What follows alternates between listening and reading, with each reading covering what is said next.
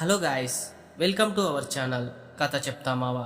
Guys, ఈరోజు మీ ముందుకు తీసుకొచ్చిన స్టోరీ కేరళలో జరిగిన ఒక యథార్థ సంఘటన. ఈ స్టోరీ మీకు నచ్చినట్లయితే మన ఛానల్ని సబ్స్క్రైబ్ చేసుకోండి.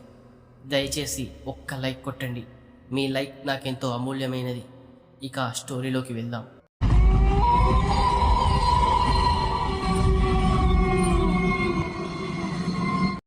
కేరళ రాష్ట్రంలోని వాయునాథ్ ఫారెస్ట్ ఏరియా ఎన్నో అంతుచిక్కని రహస్యాలకు, మరెంతో భయం కలిగించే వింత వింత సంఘటనలకు అదొక నిలయం.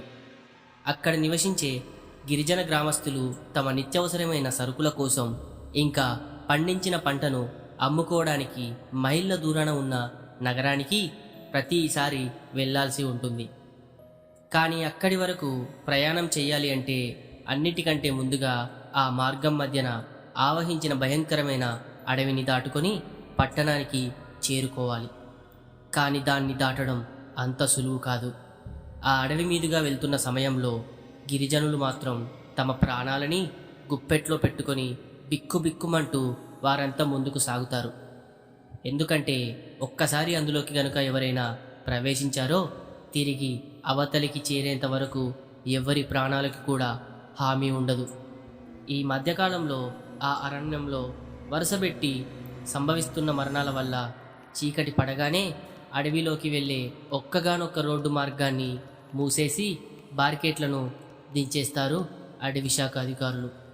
రాత్రివేళ ఆ అడవిలోకి వెళ్ళిన వారందరూ తిరిగి రాకపోవడం, ఆ మరుసటి రోజు ఉదయానికి కనిపించకుండా పోయిన వారి మృతదేహం తల లేకుండా ఏదో చెట్టుకి అలా వేలాడుతూ కనిపించడంతో దీని గురించి తెలిసి దరిదాపుల్లో అడవి చుట్టూ నివసించే ఆ ప్రజల అందరిలోనూ ఒక్కసారిగా కలకలం రేగింది. ఈ అడవిలో మాత్రమే ఎందుకని ఇలాంటి అనుమానాస్పద మృతుల సంఖ్య పెరుగుతోంది? రాత్రుళ్ళు అటువైపుకు వెళ్లే వారిని ఆ చెట్ల లోపల దాగి ఉన్న క్రూరముగాలే దాడి చేసి ఇలా చంపుకు తింటున్నాయి అని కొందరు అంటుండగా, అస్సలు కానే కాదు. ఆ అడవిలో వీటన్నింటికి మించినది ఏదో ఉంది. అదే అక్కడ జరుగుతున్న చావులకు మరియు దానిలోకి వెళ్ళిన వారు అలా అదృశ్యం అవ్వడానికి కారణమని ఇలా ఎవరికి తోచిన విధంగా వారు అనుకోవడం మొదలుపెట్టారు.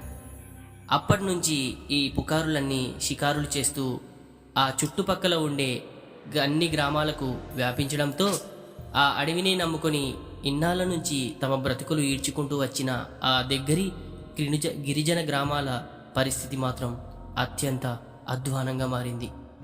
గాలిలా వేగంగా వ్యాపించే ఆ పుకారుల్లో కూడా అందరూ ఎప్పటినుంచో నమ్మే నిజాలు అనేవి ఉండడంతో అప్పటినుంచి ఆ గిరిజన ప్రజలు సైతం భయపడి రాత్రుళ్ళు చేసే ఆ అడవిలోకి వెళ్ళేవారు కాదు. ఇక ఒకవేళ ఏదైనా అత్యవసర పరిస్థితిలో అటువైపు వెళ్లాల్సి వచ్చినా కూడా ఒక్కరు కాకుండా గుంపులు గుంపులుగా ఒక చేతిలో కాగడ, మరొక చేతిలో కత్తి పట్టుకొని పెద్ద పెద్ద డప్పుల సహాయంతో భారీ శబ్దాలు చేసుకుంటూ ఒకరి చేతిని మరొకరు విడవకుండా వెళ్ళేవారు. అలా వెళ్ళిన వాళ్ళలో కూడా ఒక్కొక్కసారి సమయం బాగోక కొంతమంది మాత్రమే వెనక్కు వచ్చేవారు. తమతో పాటుగా వచ్చి కనబడకుండా పోయిన వాళ్ళు అసలు ఈ చీకట్లో ఏమైపోయారో, ప్రాణాలతో ఉన్నారో లేదో కూడా తెలిసేది కాదు. రోజులు గడిచే కొద్దీ ఆ అడవి లోపల గుప్త నిధులు ఉన్నాయి, వజ్రాలు దొరుకుతున్నాయి అనే ప్రచారం అక్కడుండే అన్ని గ్రామాల్లో జోరుగా ఊపు అందుకోవడంతో చాలామంది ఆ గుప్త నిధుల కోసం ఆశపడి ఆ అడవిలోకి వెళ్తే ప్రమాదమని తెలిసినా కూడా పగటిపూట ఆ అరణ్యంలోకి ప్రవేశించి అన్వేషణను కొనసాగించేవారు. ఆ వెళ్ళిన వారిలో కొంతమంది చేతులకు ఆ వజ్రం పొదిగిన రంగురాళ్ళు అనేవి దొరకడంతో నిజంగానే వారందరూ కోటీశ్వర్లు అయ్యారు. అది చూసి మిగిలిన వారికి కూడా డబ్బు మీద వ్యామోహం తమ కళ్ళను కప్పేసింది. ఎలా అయినా సరే ఆ అడవిలోకి ప్రవేశించి అక్కడి భూమిని చీలికి ఓ 4 రాళ్ళు దొరికితే దెబ్బకు ధనవంతులం అయిపోవచ్చు అని ఇలాంటి ఎన్నో ఆశలను పెంచుకున్న ఆ ప్రజలు తండోపతండాలుగా ఊళ్ళ బయట ఉన్న ఆ అడవిలోకి జొరబడి రంగురాళ్ల కోసం ఇక వెతుకులాట ప్రారంభించారు. ఆ వెళ్ళిన వారిలో ఎవరో ఒక్కరికి ఇద్దరికి రంగురాళ్ళు దొరకగా మిగిలిన వాళ్ళంతా నిరాశతో ఇంటికి వెనుదిరిగేవారు. ఈ మధ్య అలా నిధుల కోసం వెతుకుతూ లోపలికి పోయి సమయం సందర్భం తెలియకుండా అక్కడే గంటల తరబడి చీకటి పడేంత వరకు కొందరు ఉండిపోవడంతో ఆ తరువాతి ఉదయానికి వారందరూ కూడా కనిపించకుండా పోయారు అని అక్కడి ఫారెస్ట్ ఆఫీసర్ల దృష్టికి వచ్చింది. ఈ విషయం గురించి తెలిసిన ఆఫీసర్లు సూర్యుడి కాంతి తగ్గుముఖం పట్టకముందే కొంతమంది గ్రామస్తులతో కలిసి కనిపించకుండా పోయిన వారి కోసం ఆ అడవిలో దాదాపు ఒక రోజు మొత్తం గాలించిన తర్వాత ఆ తప్పిపోయిన వాళ్ళంతా కూడా ఆ మన్యం లోపల సరిగ్గా మధ్య భాగంలో ఉన్నటువంటి ఓ పాడుబడిన మర్రి చెట్టు దగ్గర వారి శవాల్ని గుర్తించారు. అంతే, ఆ గిరిజన గ్రామాలు అన్నీ కూడా ఒక్కసారిగా భయంతో ఉలిక్కిపడ్డాయి. వెంటనే అటవీశాఖ అధికారులు కూడా అలర్ట్ అయి ఇక నుంచి ఎవ్వరూ ఆ అడవిలోకి నిధుల కోసము వెళ్ళడానికి వీలు లేకుండా ఆ అడవి చుట్టూ భద్రత కొంతమంది సిబ్బందిని ఏర్పాటు చేసి కట్టదిట్టమైన రక్షణను విధించారు. దాంతో ఇక అప్పటి నుంచి ప్రజలు అందరికీ ఆ అడవిలోకి నిధుల వేటకు వెళ్ళడం కోసం వీలు లేకుండా అడ్డుకట్ట పడ్డట్లయింది.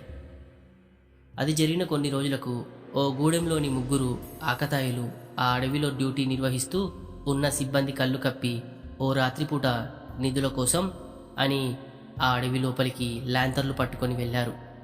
అలా వెళ్ళిన ఆ ముగ్గురు కూడా గత 3 రోజుల నుంచి ఇంకా ఇంటికి రాకపోవడంతో తమ పిల్లలు అసలు ఎక్కడికి వెళ్ళి ఉంటారు, ఇంకా ఆచూకీ లేదు, ఒకవేళ వారికి జరగకూడదేమైనా జరిగలేదు కదా అసలే అని ఆ అడవి గురించి ఈ మధ్యన అందరూ చెడుగా దయ్యాలు భూతాలు ఉన్నాయని చెప్పుకుంటున్నారు.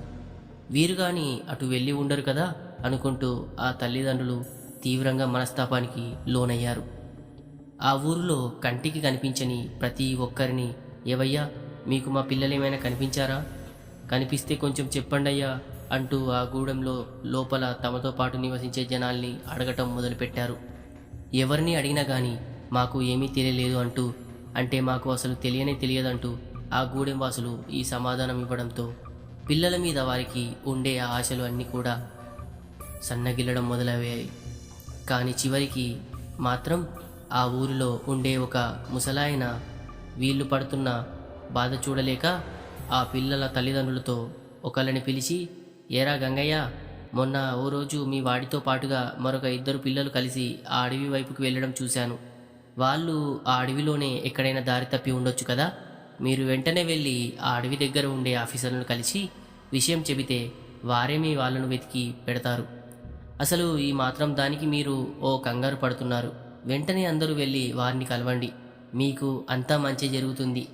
ధైర్యంగా ఉండండి, కానీ ఒంటరిగా మాత్రం వెళ్ళొద్దు, మన వాళ్ళను కూడా తీసుకొని వెళ్ళు అని చెప్పి అక్కడి కూర్చొని ఉన్న ఆ ముసలాయన వీరిని పంపించాడు.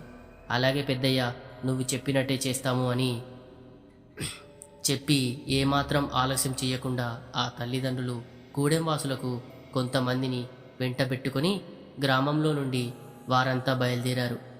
ఎంతో కష్టపడి ఆ అడవిలో కూడా దాదాపుగా ఒక 2 గంటల సమయం పాటు నడిచిన తర్వాత ఆ గూడెంలోని వాసులు అందరూ ఫారెస్ట్ ఆఫీస్ దగ్గరకు చేరుకున్నారు. అక్కడ దర్జాగా కాలు మీద కాలు వేసుకొని తన కుర్చీలో కూర్చొని పేపర్ చదువుతూ ఉన్న ఒక ఆఫీసర్ ఇంతమంది జనం ఒకేసారి రావడం చూసి, ఏంటయ్యా అందరూ ఇలా కట్టకట్టుకుని వచ్చారు, ఏమైంది అంటూ అడిగాడు. అయ్యా, మా పిల్లలు ఈ మధ్య ఒక రోజు ఏదో తెలియక ఈ అడవిలోకి వెళ్ళారు అంట. అప్పటి నుంచి వాళ్ళు ఇంటికి రాలేదు. వాళ్ళకి ఏమైందో అని మాకు చాలా కంగారుగా ఉంది. దయచేసి మా పిల్లల్ని మీరే కాస్త వెతికి పెట్టండి అంటూ వేడుకున్నారు ఆ పిల్లలు తల్లిదండ్రులు. ఏంటి, మళ్ళీ అడవిలోకి వెళ్ళారా? ఎందుకయ్యా ఇలా చెప్పిన మాట వినకుండా ఇలా మా ప్రాణాలు తీస్తారు? రాత్రిపూట అడవిలోకి వెళ్ళొద్దు అంటే అసలు వినరు కదా. ఒకళ్ళేమో కట్టెలో అంటుపోతారు, మరొకరేమో ఆ విధుల కోసం వెతుకుతూ పోయి చస్తారు. మీకు ఏమన్నా అయితే అక్కడ మా పైవాళ్ళు మమ్మల్ని తిట్టి తిట్లతో చంపుతున్నారు.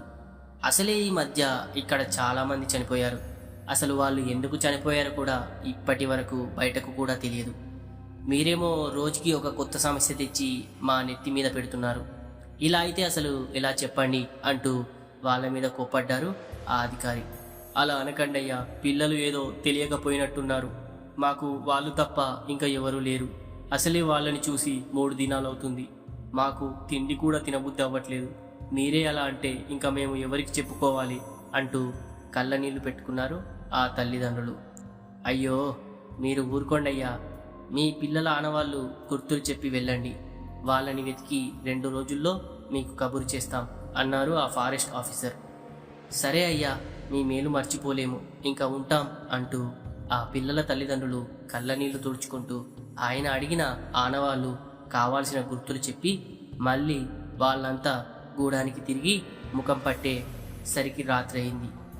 కానీ అలా వీళ్ళు తిరిగి గూడానికి వెళ్ళబోతున్న సమయంలో, ఏవయ్యా, 1 నిమిషం అంటూ పిలిచారు ఆ ఆఫీసర్. ఏమైందయ్యా పిలిచారు అన్నాడు గంగయ్య. మీరు ఈ అడవిలో జాగ్రత్తగా వెళ్ళండి. అసలే ఈ మధ్య ఈ అడవిలో ఏవేవో జరుగుతున్నాయి. మనం అనుకున్నంత మంచితనం అయ్యే ఈ అడవికి లేదు అని కళ్ళు పెద్దవి చేసి చెప్పాడు ఆ ఫారెస్ట్ ఆఫీసర్. సరే అయ్యా, మీరు చెప్పినట్టుగానే జాగ్రత్తగా ఉంటాం అని చెప్పి అందరూ కాగడాలు వెలిగించుకొని పెద్దగా అరుచుకుంటూ అందరూ తిరిగి గూడానికి తిరుగుముఖం పట్టారు ఆ గూడెం వాసులంతా.